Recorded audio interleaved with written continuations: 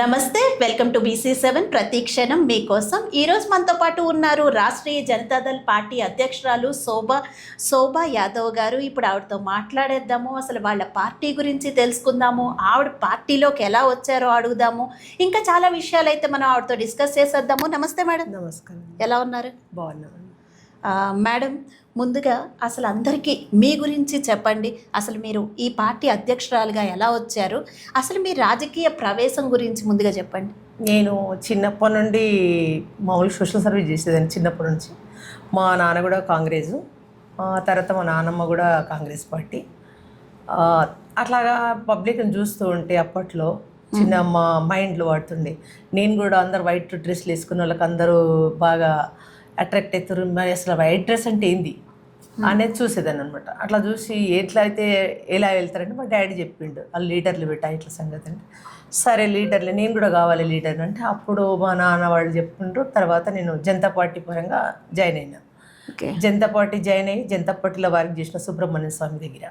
ఆ తర్వాత జనతాదళ్ చేసిన. ఆ తర్వాత లాలూ ప్రసాద్ వాళ్ళు వచ్చి ఇక్కడ పెద్ద యాదవ్లో నేను ఏకైక మహిళనప్పుడు మా యాదవ్లలో ఎవరు బయటికి రారు, లేడీస్ ఆల్మోస్ట్ అప్పట్లో.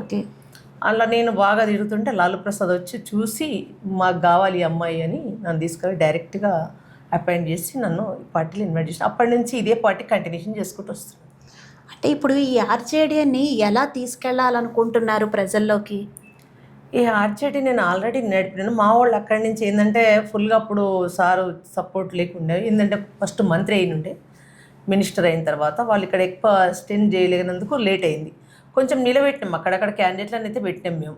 ముందత కూడా పెట్టినా, తర్వాత కూడా పెట్టినా. అప్పుడు ఆంధ్రప్రదేశ్ ఉండే, తర్వాత తెలంగాణ 14లో తెలంగాణ అయింది.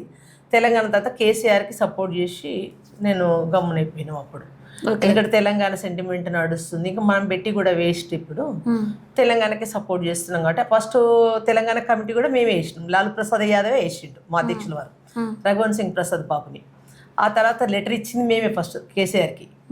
లెటర్ ఇచ్చినాక అప్పుడు తెలంగాణ తెలంగాణ అని చెప్పి ఇది చేసి నేను కేసీఆర్ ఎన్ని మీటింగ్లు పెట్టా నేనే ఫస్ట్ ముద్దుటి మీటింగ్లో, జినకాయన గ్రౌండ్లో మీటింగ్లో కానీ ఏంలా కానీ నేనే ఫస్ట్ ఉంటుంటే. ఎందుకు ఇప్పుడు అంత కేసీఆర్కి వ్యతిరేక అయ్యారు, మళ్ళీ కాంగ్రెస్లోకి ఎందుకు వచ్చారు? మరి మేము వ్యతిరేకం మాకేం లేదండి, వ్యతిరేకం ఏం లేదు, ఇక్కడ కూడా వ్యతిరేకం ఏం లేదు.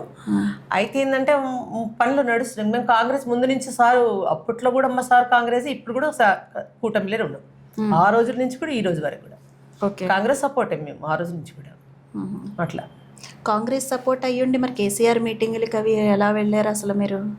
ఎప్పుడు అప్పట్లో అంటే తెలంగాణ మూవ్మెంట్ కాబట్టి అప్పుడు సపోర్టింగ్, ఎందుకంటే తెలంగాణ స్టేట్ కావాలని అంటున్నారు, సపోర్టింగ్ ఇచ్చినాం అనమాట. సో ఇప్పుడు మరి కాంగ్రెస్ లో ఉన్నప్పుడు, కాంగ్రెస్ సపోర్ట్ చేస్తున్నప్పుడు బీఆర్ఎస్ అయితే వాళ్ళు ఇష్టం వచ్చినట్టు తిడుతున్నారు కదా. సో మీరు ఏమంటారు? అప్పటి నుంచి మీరు బీఆర్ఎస్ ని చూశారు, కేసీఆర్ గురించి మీకు తెలుసు బాగా. సో మరి ఏమంటారు ఇప్పుడు వీళ్ళు ఇంతలా విమర్శిస్తున్నారు, అసలు పాలన సరిగ్గా జరగలేదని, బోల్డ్ కోట్లు తినేశారని, ఇలా రకరకాలుగా మీరేమంటారు? కేసీఆర్ని నమ్మి చేసిండు కేసీఆర్ కొంచెం, కానీ ఆయన మిస్గైడ్ చేసిరు వాళ్ళ చుట్టుపక్కల ఆయన మిస్గైడ్ చేశారు. ఆయన వ్యక్తిగతంగా మంచోడే కేసీఆర్, కాదని నేను అన్నాను, కానీ కింద ఉన్నారు చూడు ఆయన గైడెన్స్ వాళ్ళంతా మిస్గైడ్ చేసిరు ఆయనని. ఆయన ప్రజల మనిషి, ఆయన కాదని నేను అంటలేను. అంటే మేడం, వ్యక్తిగతంగా మంచోడే అని మీరు మీ కాంగ్రెస్ ప్రభుత్వం దగ్గర చెప్పగలుగుతారా గట్టిగా? ఎందుకంటే వాళ్ళు చేస్తున్న విమర్శలు అంతా ఇంత కాదు, ఆయన అంటలేరు. అక్కడ జరిగింది ఏంటంటే కేసీఆర్ తిట్టకుండా చుట్టుపక్కల అనలేక కేసీఆర్ మీద పెట్టి అంటున్నారు. సో మీ దృష్టిలో కేసీఆర్ మంచివారు? ఆయన వ్యక్తిగతంగా మంచోడు, అందరికి పెట్టమని చెప్పిండు, ఆయన ఎవరికి పెట్టొద్దని చెప్పలేడు. అయితే ఏమైందంటే అక్కడ కింద ఎవరైతే ఉంటారో ఆయన కింద అంతా మిస్గైడ్ చేసేసారు. గురువు తెలియకుండానే అన్ని తప్పులు చేస్తుంటారు, గురువు దాకా ఓనియలేరు ఎవరు. అది జరిగింది అక్కడ. ఓకే, కేసీఆర్ మంచివాడే అంటున్నారు. మరి రేవంత్ రెడ్డి గురించి కూడా మాట్లాడుకోవాలి. రేవంత్ రెడ్డి కూడా ఇప్పుడు చేస్తున్న వర్క్లన్నీ మంచిగా చేస్తుండే. ఆయన ఎందుకు ఎవరికి వ్యతిరేకం చేస్తలేడు, సామాజికంగా ఆయన అందరికి కలుపుకొని పోతుండ్రు. ఎవరికి వ్యతిరేకం చెయ్యట్లేదు అంటున్నారు. ఒక బీసీ బిడ్డగా మీకే సపోర్ట్ ఇంకా ఏం రాలేదు కదా? నేను ఇప్పటివరకు రేవంత్ రెడ్డిని అడగలేదు. నేను చిన్నప్పటి నుండి కూడా నేను ఎవరున్నా కానీ, ఏ రెడ్డి ఉన్నా కానీ పోయి నేను నాకు ఈ సాయం కావాలని అడగలేదు. మీరు అడగకపోవచ్చు, కానీ మీ బీసీ వాళ్ళందరూ అడుగుతున్నారు కదా, మీకు న్యాయం జరుగుతుందంటారు? బీసీ వాళ్ళు పోయి ఈ పని కావాలి మాకంటే రేవంత్ రెడ్డి ఖచ్చితంగా చేస్తాడు. ఎందుకంటే ఆయన కింది గ్రాస్ లెవెల్కి వెళ్ళి వచ్చినాడు, ఒకటేసారి సీఎం కాలే, గ్రాస్ లెవెల్కి వెళ్ళి వచ్చిండు కాబట్టి మంచి ఇచ్చాడు చూసిండు కాబట్టి ముఖ్యమంత్రి గారు తప్పకుండా చేస్తారు రేవంత్ రెడ్డి గారు. ఓకే. అయితే మహిళలకు రాజకీయాల్లోకి రావాలి అంటే అసలు ఎలాంటి ప్రాధాన్యత ఇవ్వాలి అంటారు? సో ఇంట్లో ఫ్రీడమ్ దొరకాలి. తర్వాత రాజకీయంగా వాళ్ళకి ఎవరైతే పోస్టింగ్ చేస్తారో వాళ్ళు కూడా ప్రోత్సహించాలి. వాళ్ళు ఆ విధంగా వెళ్తూ ఉంటే జరుగుతుంది. ఓకే. ఇంకా జంజీ గురించి ఏమంటారు మేడం? యాక్చువల్‌గా మీరు ఢిల్లీలో మీ నాయకుడే స్వయంగా పాల్గొని వాళ్ళకి సపోర్ట్ చేశారు. కానీ అదే రాంచీలో లేదు. ఏంటంటారు సడన్‌గా? వెనకలు ఉన్నారు ఎవరే కానీ, మా రాంచీలో కానీ ఇక్కడ కానీ ఎక్కడ కానీ వెనకలే ఉన్నారు. కానీ అక్కడ జరిగింది ఏంటంటే బీజేపీ సర్కార్ గవర్నమెంట్ ఏదైతుందో మోడీ దృష్టిలో పెట్టకుండా డైరెక్ట్గా వాళ్ళు ఎవరికి ఇష్టం వచ్చినట్టు ఆడుతున్నారు. బీజేపీ అనేది 100 కోట్లు స్కామ్ చేసి వాళ్ళ జెండా పట్టుకుంటే మాఫ్ అయిపోతుంది. 1000 కోట్లు చేయి, ఒక 100 కోట్ల పార్టీకి ఇచ్చేయండి. 100 కోట్ల పార్టీకి ఇచ్చి కథ మాఫ్ అయిపోతుంది. వాళ్ళ పార్టీ చేరిపోతుంది అని మాఫ్ అయిపోతాయి. ఇప్పుడు నా దృష్టిలో ఉన్నోళ్ళు చాలా మంది ఉన్నారు స్కామర్లు బీజేపీ. ఓకే. అంటే ఇవన్నీ మోడీ దృష్టిలో లేవంటారా? మోడీ దృష్టి దాకా పోవండి. ఒకవేళ ఆయన దృష్టికి వెళ్తే కనుక ఇవన్నీ చేస్తాడు, అందరినీ ఖచ్చితంగా చేస్తాడు. ఓకే, అది నాకు తెలుసు. సో మోదీ గారు కూడా మంచి ఆయనే అంటారు. మోడీ గారు మంచోడు అని నేను అంటలేను. వ్యక్తిగతంగా ఆయన ఇంటర్నల్ గా వేరే ఉన్నాయి, ఆయన కూడా లేవని కాదు, అవి మెల్లమెల్లగా బయటపడతాయి. ఓకే, ఆయన ఎన్ని శక్తులను దొక్కుంటూ వస్తే ఆ స్థాయికి వస్తాడు. ఒక ఛాయ్ వాళ్ళ అంటే ఆయన ఆ స్థాయికి ఎదగాలంటే కూడా ఎంతో అవకతవకలు జరుపుకుంటూ వచ్చిండు. ఆయన ఉత్తగానే రాలేడు దాకా, ఆ విధంగా అనమాట. సో మరి విద్యార్థులు ఇలా రోడ్లు ఎక్కడానికి ఇవాళ భవిష్యత్తు పాడుకోవడం బీజేపీనండి. ఎందుకంటే బీజేపీ వాళ్ళు గొయ్యి తనని తోడుకుంది. బీజేపీ ఎవరైతే మంత్రి ఉంటేనో దేవేందర్, అదైతే ఫస్ట్ నుంచి వాళ్ళు చేస్తుంటే వాళ్ళు పిలిచి ఆ పిల్లల్ని కౌన్సిలింగ్ చేసి మాట్లాడినుంటే ఈరోజు ఈ పరిస్థితి. చిన్న పిల్లలు అక్కడే ఉన్నా నేను ఆ రోజు ధర్నా అయ్యేటప్పుడు. అక్కడ లాబింగ్ ఎవరికైంది? అక్కడ పండుకున్నోడికైంది, అక్కడ మంత్రులకైంది లాబింగ్. వాళ్ళని పెట్టి పిల్లల భవిష్యత్తును ఆడుకుంటారు వాళ్ళు. ఓకే, అంటే అక్కడ పిల్లలు యాక్చువల్గా అందరూ విద్యార్థులే కాదు, బయట వాళ్ళు కూడా వచ్చి అక్కడ పాల్గొన్నారు, ఇవి అవి అని చెప్పి కూడా చాలా రూమర్స్ వచ్చాయి. అవును, ఇవన్నిటికీ కారణం కూడా కూటమి ప్రభుత్వం హస్తం ఉంది అని అంటున్నారు. మీరేమంటారు? అది కూటమి హస్తం ఉంది, అది ప్రజలు పిల్లలు అక్కడ ఎవరైనా నువ్వైనా నేనైనా చేస్తాం. ఎందుకంటే పిల్లలు ఆగమైపోతున్నారు అక్కడ అని చెప్పి మనం అంటాం కదా. ఖచ్చితంగా అయ్యో ఏమైందో పిల్లలకు అని చూడాలి కదా. అంటే ఇందులో కూడా రాజకీయం ఉంది అని కొంతమంది మాట్లాడుతున్నారు. 100% ఉంది, లేదని కాదు. రాజకీయం, ఆ రాజకీయంలో కూడా కూటమి ప్రభుత్వం హస్తం ఉంది అంటున్నారు. సపోర్టింగ్ ఏముందంటే పిల్లలు చావొద్దు, పిల్లలు బాగుండాలి, పిల్లల భవిష్యత్తు బాగుండాలన్న ఉద్దేశం అవ్వక కానీ అలా లేదో మేము వాడుకోవాలని కాదు. వీళ్ళు బీజేపీ వాళ్ళు వాడుకోరు. మరి ఆ బయట వాళ్ళందరినీ ఎవరు తీసుకొచ్చారంటారు? అది బీజేపీ వాళ్ళు పెట్టుకుంటారు.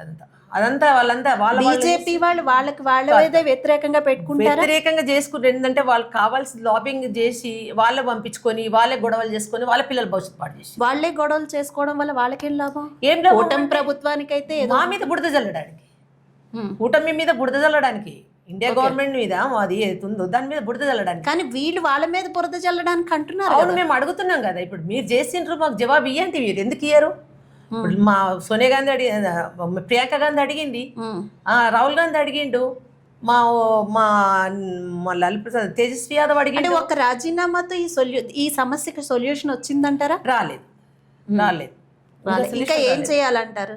దాన్ని సిబిఐ ఎంక్వైరీ చేయాలి. దీనికి వెనక ఎవరు ఉన్నారు, ఏం చేస్తున్నారు, పిల్లల భవిష్యత్తు, ఇంతమంది పిల్లలు చనిపోయినరు, అసలు అంత అవసరమే లేదు. వాళ్ళని కొట్టే అవసరం లేదు, వాటర్ పోసే అవసరం లేదు, అంత ఫైర్ చేసే అవసరం లేదు. చాలా బలైపోయి నేనే బాధపడ్డా రోజు, అక్కడే ఉన్నా కాబట్టి.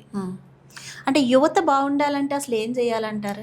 యువతకు సరైన గైడెన్స్. ఇప్పుడు వాళ్ళకు తెలియని వయసులో రాజకీయవేత్తలే వాళ్ళకు ఉరిగొరుపుతున్నారు, అంటే రెచ్చగొడుతున్నారు. రెచ్చగొట్టి పాడు చేస్తారు, వాళ్ళ భవిష్యత్ అంతా పాడు చేస్తారు. ప్రజెంట్గా ఫ్యూచర్ల పిల్లలకు చదువు లేకుంటే నిరుపేదలు చదువుకుంటూ వాళ్ళు ఉన్నారండి, వాళ్ళు కూడా పాడైపోతారు.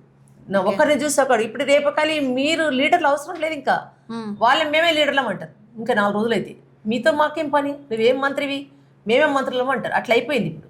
అది తెలుసుకోవాల్సిన అవసరం ఉంది. ఇక్కడ ముఖ్యమంత్రి కానీ, అక్కడ మోడీ కానీ, ఏ రాజకీయ లీడర్ అయినా, ఎవరైనా కానీ, ఏ మంత్రులు మినిస్టర్లు అయినా కానీ పిల్లలను రెచ్చగొట్టి ఈ విధంగా ధర్నాలు చేయిస్తే యూత్ అంటారు కదా, ఆ యూతే రేపు వాళ్ళు మిమ్మల్ని తీసి ఈగలకెళ్ళి ఏమంటారు, నీళ్ళకెళ్ళి ఈగలను తీసేస్తారు, ఆ విధంగా తీసేస్తారు వీళ్ళని. లీడర్ లేకుండా తయారవుతారు. ఇంకా 4 రోజులు అయితే అట్లే. అసలు ఈ జెన్జీ యువతే రాజకీయాల్లోకి రావడానికి ఆసక్తి చూపిస్తున్నారు అని అంటున్నారు. అవును, వాస్తవమే. ఎందుకంటే ఆ పిల్లగాడు ఇంతకు ముందు అది ఏం పార్టీ, మన లోక్ జనశక్తి, ఆమ్ ఆద్మీ పార్టీ, దానికి మీడియా పరంగా పనిచేసిండు అబ్బాయి. అక్కడ ఆయన ఆమ్ ఆద్మీ పార్టీ క్రేజీ వాళ్ళు ఏం చేసిండు, ఒక యాదవ్ని పెట్టుకొని ఆయన సీఎం అయ్యిండు అప్పట్లో.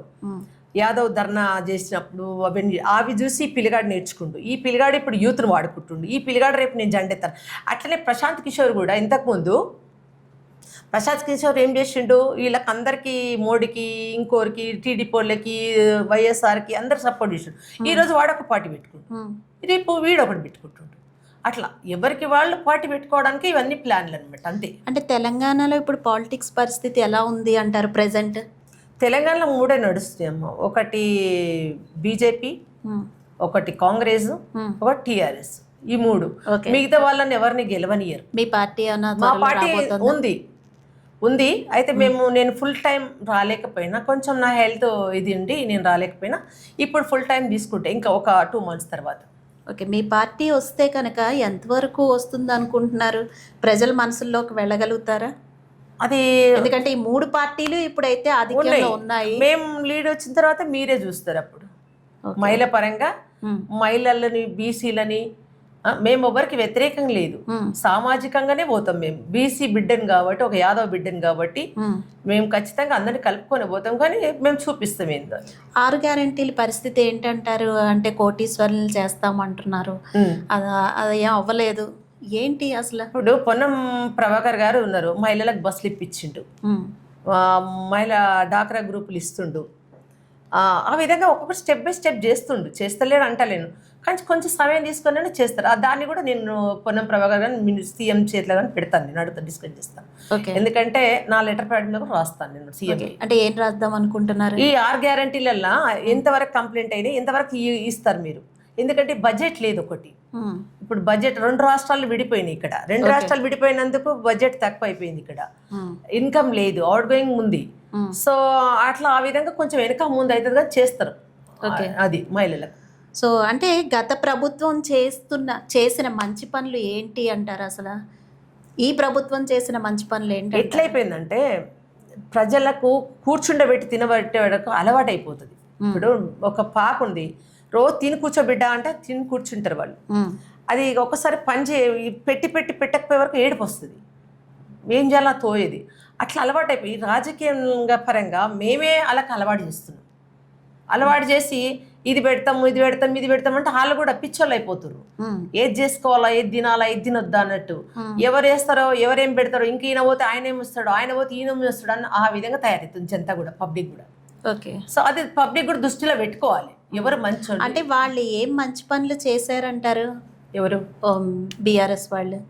బీఆర్ఎస్ వాళ్ళు అంటే అప్పుడు ఆ మూమెంట్లో బీఆర్ఎస్ ఏం చేసారు, బీసీలకు ఇంత మంత్రి పదవులు ఇచ్చారు, అందరిని కలుపుకొని పోయిండు. అంటే మరి వాళ్ళు చేసిన చెడ్డ పనులు ఏంటి? అంటే వాళ్ళు ఆ పనులు చేయడం వల్ల ఈ ప్రభుత్వానికి కూడా ఇప్పుడు నష్టం కలుగుతుంది అనడానికి.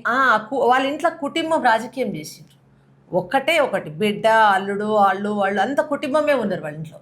అంత కుటుంబమే రాజకీయం చేస్తుందా? వేరే వాళ్ళకి ఇయ్యరా మీరు ఛాన్స్, మీరే ఇది చేసుకుంటారా అన్న పబ్లిక్ వ్యతిరేకత స్టార్ట్ అయింది.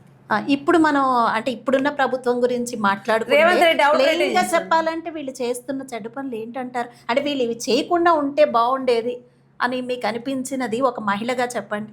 ఇప్పుడు రేవంత్ రెడ్డి చేసేటైతే పర్వాలేదండి. ఇప్పుడు హైడ్రా గురించి, అది కూడా ఒక మంచి పని చేసిండు. ఎందుకు చేసిండు అంటే చాలా మంది కబ్జాలు పెట్టుకొని రాజకీయ నాయకులు నిరుపేదలను వాడుకొని అడ్డాల మీద కూర్చుండబెట్టి ఆ విధంగా ఉన్నది కదా. ముఖ్యమంత్రి గారు దేనికి ధన్యవాదాలు చెప్తాను నేను. ఎందుకంటే హైడ్రా వల్ల ఈ రోజు చాలా మంది ప్రజలు మంచి, ఏదైతే నీ ల్యాండ్ ఉంది, నీ ల్యాండ్ నేను కబ్జా పెట్టుకున్నా, ఆ విధంగా నేను హ్యాపీగా అయినా, నా ల్యాండ్ నాకు వచ్చింది కాబట్టి. సో అట్లాగే గవర్నమెంట్ ల్యాండ్ కానీ మిస్గైడ్ చేయడం, ఇంకోటి చేయడం, అన్ని రకాలుగా మిస్గైడ్ చేసిన వాళ్ళు చాలా మంది ఉన్నారు. దాన్ని ఎవరు రాజకీయవేత్తలే లబ్ధి పొందిండ్రు, నిరుపేదలు బలైతురు. అయితే ఎవరైతే లబ్ధి పొందినరో వాళ్ళకి ఇవ్వాలి, నిరుపేదలకు ఇవ్వాలి. నిరుపేదలకు వాళ్ళకి మళ్ళీ చెల్లించాలి. ఎందుకంటే వాడు 2 లక్షలకు 3 లక్షలకు తీసుకుంటాడు ఆ జాగా, అది ఖాళీ చేపిస్తుంటారు కాబట్టి వానికి నష్టపరిహారం కట్టియండి. అకస్మాత్తుగా ఎలగొట్టడం అనేది పద్ధతి కాదు. ఎవరైతే వాళ్ళకి అమ్మిండో ఆ జాగ మీద టెంట్ వేసి కూర్చుంటే పెట్టిండో ఆ టెంట్ మీరు లేపుతారు, చాలా సంతోషం. అయితే ఆ టెంట్ ఎవడైతే తీసుకుంటో వాళ్ళ దగ్గర వసూలు చేసి వాళ్ళ నిరుపేదలకు ఇచ్చేయాలి. సో ఒక మహిళగా చివరగా చెప్పండి అసలు అంటే మహిళలు అన్ని రంగాల్లోకి ఇప్పుడు వస్తున్నారు, రాజకీయాల్లో కూడా ఇప్పుడైతే వస్తున్నారు. సో ఒక రాజకీయంలోకి రావాలి అంటే మహిళకు ఉండాల్సిన క్వాలిటీస్ ఏంటి? మహిళకు సహనం ఉండాలండి, సహనం ఉండాలి, మంచితనం ఉండాలా, సమాజాన్ని ఎదుర్కొనే దమ్ము ఉండాలి. ఓకే, అదండి. సో ఈ 3 క్వాలిటీస్ అయితే ఉండాలి. ఉండాలి కంపల్సరీ. అందులో సంస్కారం లేని ముందుకు లేము. సంస్కారం అనేది important. Okay, right. Thank you so much madam, చాలా విషయాలు చెప్పారు.